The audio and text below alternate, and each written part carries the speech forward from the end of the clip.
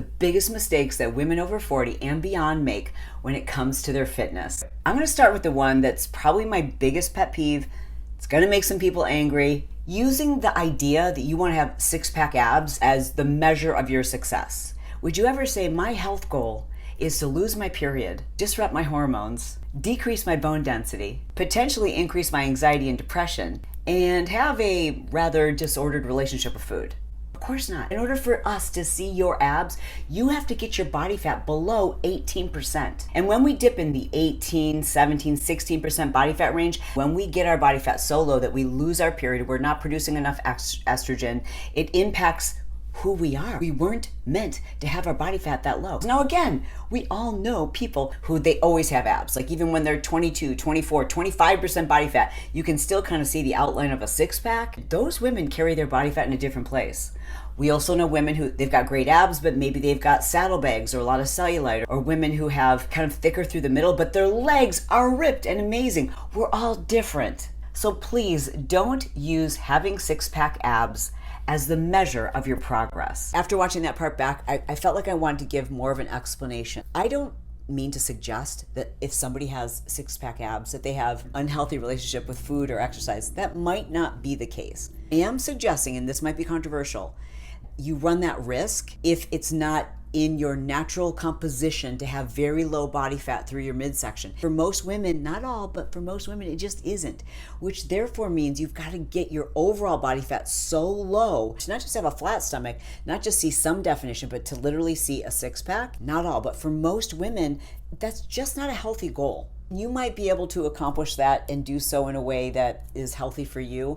I know that for me, I had to get my body fat so low that I lost my period, which affected my bone density. It affected my hormones. It affected every area of my health. And for so many women, this is true. It is especially difficult for women who are approaching perimenopause or menopausal to get their body fat in that area so low, because where we carry body fat as we age changes. And for so many women, they look at their abs and they're like, I can't see my abs, so therefore I have to work harder. I have to eat less. I have to spend more hours in the gym. There's so many other ways to measure your progress. The next biggest mistake that women make is failing to apply periodization and progressive overload. Okay, case in point, I'm just leaving the gym. Let's talk about progressive overload. So I just watched a class of women. It was a strength training class, and they were doing overhead tricep extensions with some of them 4-pound weights, some of them 8-pound weights. Most of these women are far stronger than that. They probably did 12 reps and then they switched to another exercise. They're using the same piece of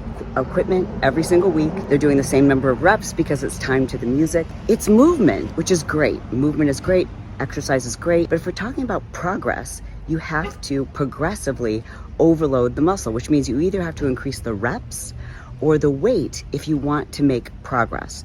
And I think most people are like, okay, I hit rep number 8 or I hit rep number 12 and I pick up the same weights each and every week. And then they wonder why my body isn't changing. I'm not making progress. And that's because you have to plan progressive overload. I say progressive because you don't want to hurt yourself. You don't want to pick up weights so heavy that you injure yourself, but it does have to be challenging. Girl, you got to change it up. Like if you keep doing the same Pilates class for years and you got amazing results from it when you first started, but like now you're like, no, I'm just not seeing my body change. Yeah, because your body's doing what it's supposed to do. Create homeostasis, like where everything stays the same.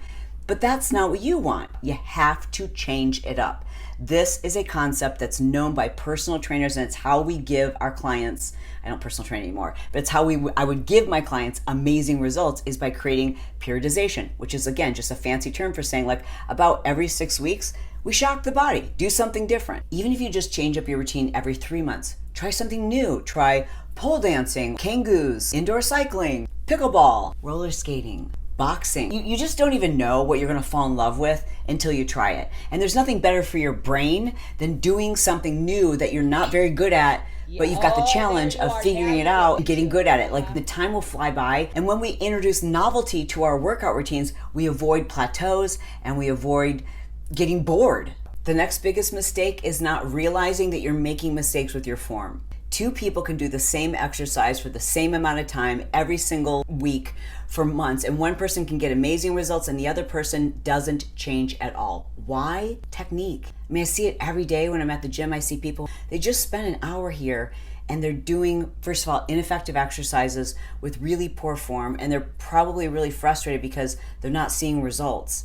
If you'll just invest a little bit of time to learn proper form and technique from people who really understand biomechanics, so you're not doing exercises just because they're creative or they look interesting, but you're doing them because they get you results. Most people want their workouts to be like shorter and more effective, right? So in order to do that, you've got to learn how to perform the exercises in the most effective way possible. And you need to know which exercises are most effective for you. So you can do that by educating yourself, watching really great channels. One that I love is Chalene X. Depending on your goal, he'll show you what exercises are most effective. Invest even just 2 or 3 sessions with a qualified personal trainer who understands how to train women.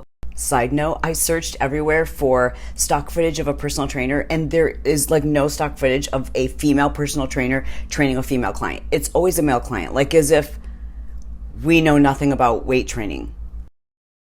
I'm gonna make a whole video about that. Like, it is my pet peeve when I see the 18-year-old dude at the gym and he's doing like the same workout with this like 58-year-old woman that he just did with this like 26-year-old dude. I'm like, it makes no sense. So find a qualified personal trainer who knows what they're doing. You can find somebody online who can show you how to do even just the exercises that you're already doing, but to get better results from them. The next biggest mistake that we make is trying to follow the nutrition and workout routine of your favorite fitness influencer who happens to be 10 or 15 years younger than you. You have different nutritional needs. You have different physical needs. So you're looking at somebody whose full-time job is fitness. I know, I was there. That's your job. That's all they do all day long is think about meal prepping and their next workout, all the extra things that they do, the supplements and everything else they do to get their body fat so low. And then you're just simply copying their nutrition plan, watching their what I eat in a day and following along with them to the gym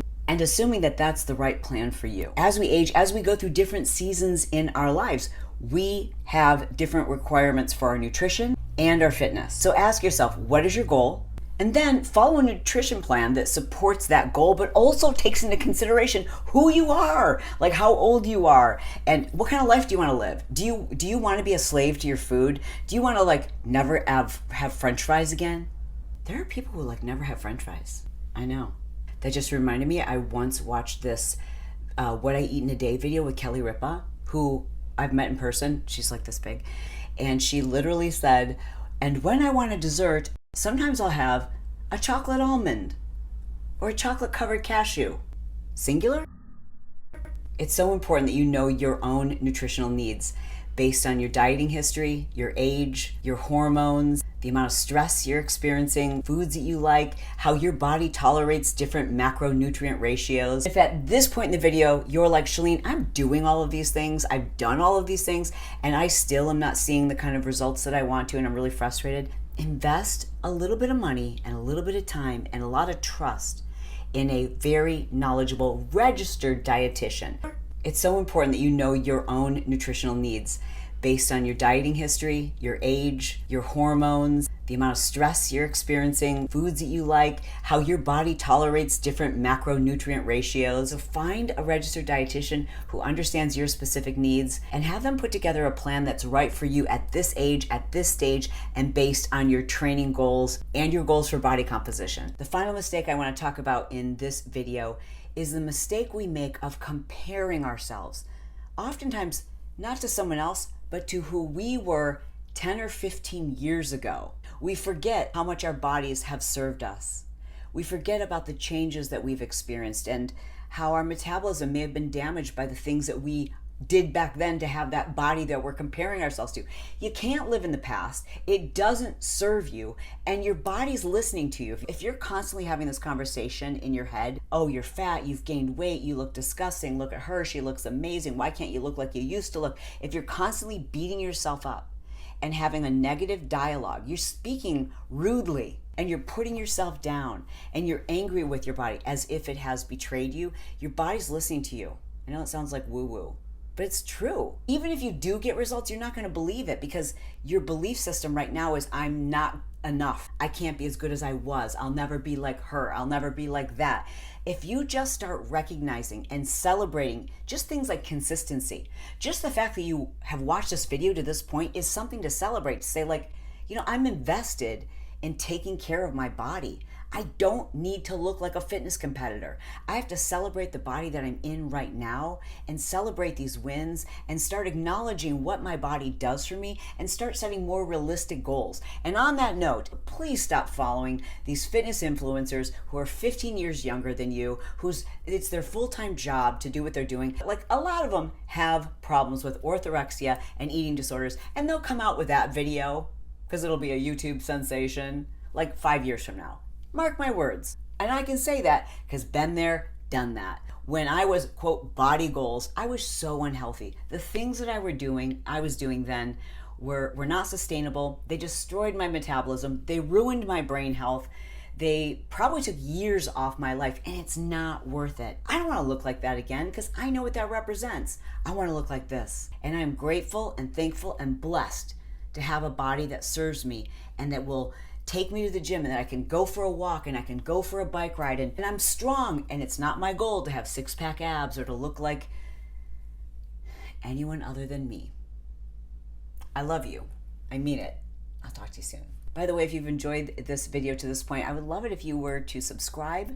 Yeah, hit that button. Turn on the bell. And I'd love also to know if you've watched the video that I did on cardio versus strength training, especially for women as they age. If not, check out that video. I'll put a link to it in the description box for this video. And if you love leggings, like yours truly, I can save you some money. I just did a whole review of my favorite leggings from Amazon, and that will also be linked in the description box.